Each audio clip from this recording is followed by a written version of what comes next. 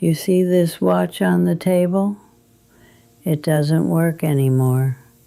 Hasn't worked in 11 years. The battery died, and Eugene was going to replace it, and then he got busy and forgot, and then it just became a watch that didn't work. He wore it anyway, every day, a broken watch on his wrist, because he'd worn it for so long, it felt wrong to not have it there. That's the kind of man Eugene was, loyal to things, loyal to habits, loyal to people, loyal to me, even when I gave him nothing to be loyal to. He's been dead for 3 years, and this watch sits on this table every morning because that's where he put it. Every morning for 42 years, he'd sit down for breakfast and he'd take off this watch and he'd put it right here, and then he'd reach across the table from my hand. Every single morning, his hand reaching across the table for mine, and every single morning I'd pull my hand back. I'm 89 years old, and I need to tell you about the hands, because the hands are the thing that's killing me. Not his death. I've made peace with his death. Death comes for everyone. I understand that. What I can't make peace with is the hands. His hands reaching, my hands pulling away. 42 years of a man reaching for his wife, and his wife treating his touch like it was something to escape. I was not an affectionate person. That's what I told myself. That's what I told him. I'm not affectionate, Eugene. It's not personal. I just don't like being touched. It's not you, it's me. And he accepted it, because Eugene accepted everything about me, every flaw, every coldness, every morning of pulling my hand away from his. He accepted it, and he kept reaching anyway, every single morning. Like maybe today would be different. Like maybe this morning she'll let me hold her hand across the breakfast table. Like maybe 42 years of rejection isn't the end of the story. But it was the end, because I never changed. I kept pulling away, right up until the morning his chair was empty and his watch was in a drawer, and there were no more hands reaching across the table for mine. Let me tell you why I pulled away, because I need you to understand that I had reasons, bad reasons, broken reasons, but reasons. My father was a hard man. He touched with fists, not always, not every day, but enough that touch became a threat in my child brain. When someone reached for me, my body went stiff, prepared for pain. Even if the touch was gentle, my body remembered the times it wasn't. My body learned that hands coming toward me were dangerous, and I never unlearned it. I married Eugene at 25. He was the gentlest man I'd ever met. His hands had never hurt anything in their entire existence. He touched things like they were precious, like they might break if he wasn't careful.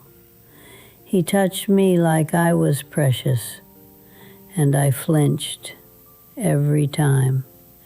Even knowing his hands were safe, my body remembered my father's hands, and I flinched. After a while, I stopped flinching and started pulling away. It was easier. Flinching made him sad. Pulling away just made him resigned. and resigned was easier to live with than sad. So I pulled away, and he got used to it, and reaching for me became a ritual he performed, knowing it would fail. A prayer he said every morning to a God who never answered. Eugene needed touch the way I needed silence. It was his language, his way of saying, "I love you," without words.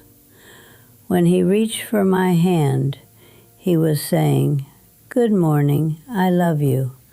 I'm glad you're here. I choose you again today."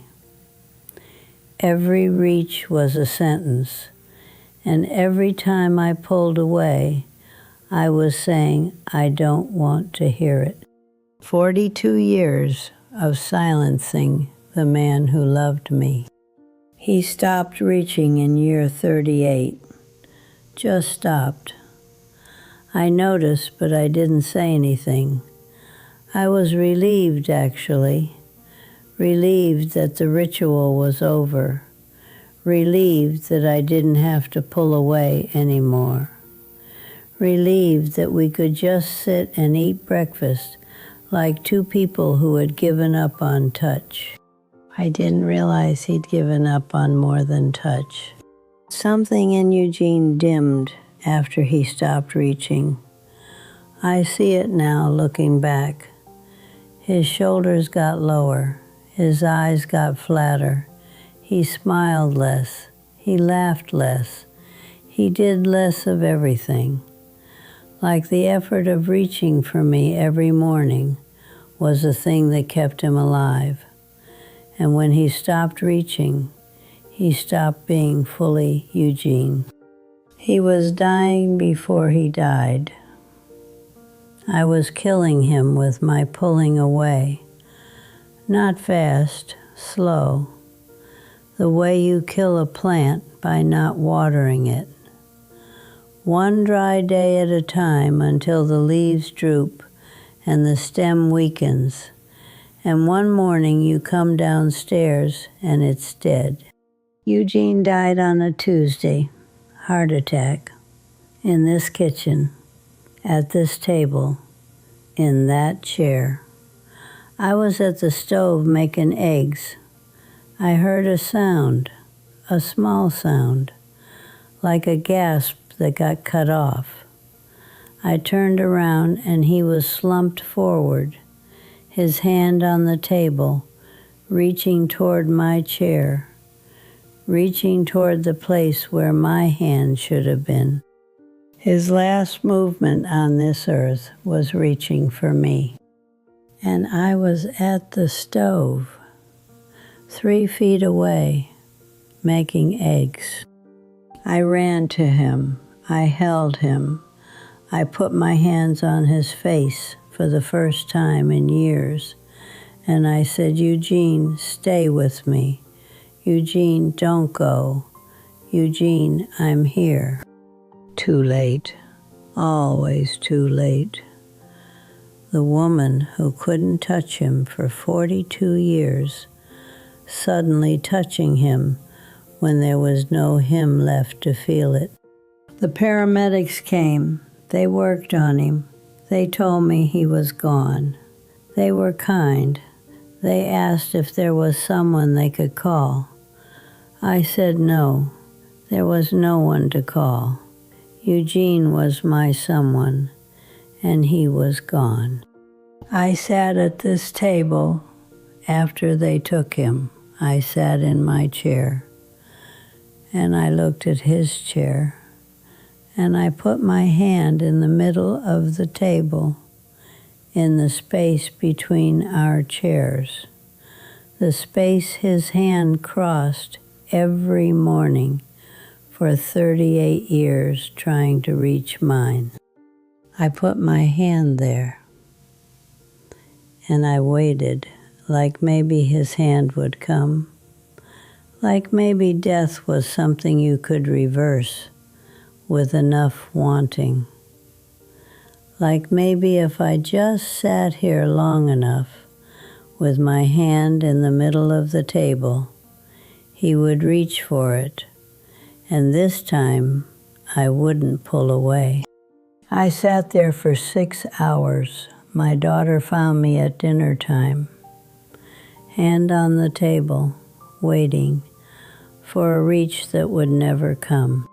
I put his watch here now. Every morning, I take it out of the drawer where they put it after he died, and I put it on the table in the spot where his hand used to place it. And I put my hand next to it, and I hold the cold leather, and I say, "I'm sorry, Eugene. I'm sorry I couldn't let you touch me. I'm sorry my father's hands lived in my body longer than your hands did. I'm sorry I let a dead man's violence keep me from a living man's love." If someone is reaching for you, if there's a person in your life whose hands are always trying to find yours and you pull away because you're not affectionate, because touch makes you uncomfortable, because someone in your past made touch feel dangerous, stop. I know it's hard. I know your body remembers things your mind has tried to forget. I know the flinch is automatic and the pulling away is protection. But the person reaching for you is not the person who hurt you. Their hands are not those hands. Their reach is not that reach. They are trying to love you in the only language they know. And you are translating it into a language of pain that they never spoke. Let them reach. Let their hand find yours. Even if you flinch, even if your body goes stiff, even if every instinct tells you to pull away, stay. Let them touch you. Let them feel your skin.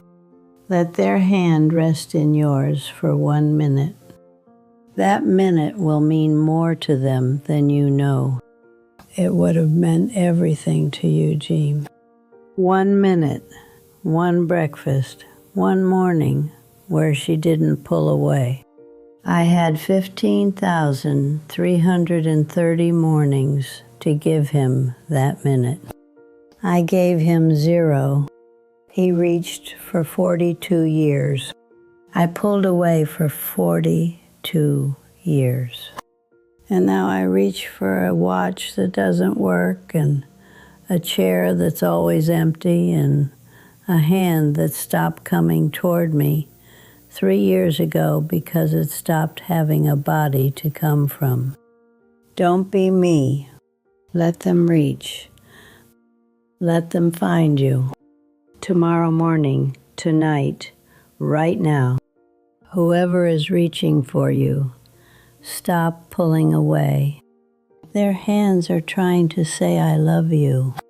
Let them finish the sentence before the chair is empty, before the watch is in a drawer, before you're 89 years old, putting your hand in the middle of an empty table, waiting for a reach that will never come again. Let them reach. Please, while their hands are still warm.